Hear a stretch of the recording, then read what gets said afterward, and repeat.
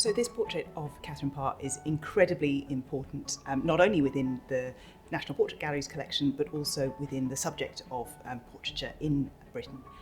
It is the earliest full-length painted portrait in the gallery's collection, and it really shows the way that the kind of court of Henry VIII had embraced the possibilities of portraiture.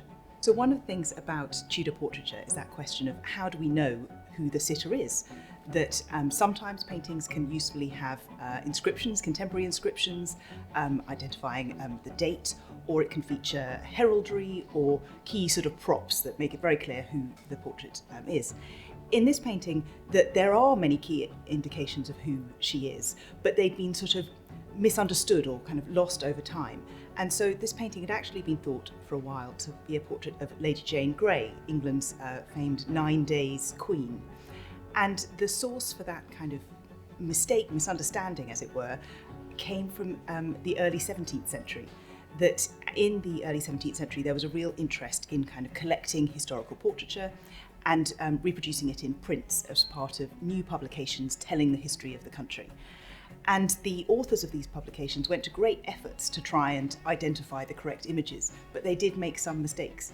And so in this case, an engraving after this portrait type was identified as Lady Jane Grey. And so subsequent generations of historians, looking back to kind of early sources, went, well, in sort of 1620, this was called Lady Jane Grey, so it must be Lady Jane Grey.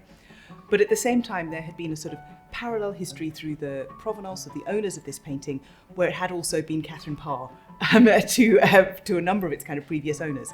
And it was in the 1990s that the sort of definitive piece of evidence was identified to sort of say that this is why this is definitely Katherine Parr, and that is the jewel that she wears, and this really interesting kind of crown-shaped jewel, and it was identified in one of the inventories of the Queen's jewels, and so we could definitively say, this is Katherine Parr, not Lady Jane Grey.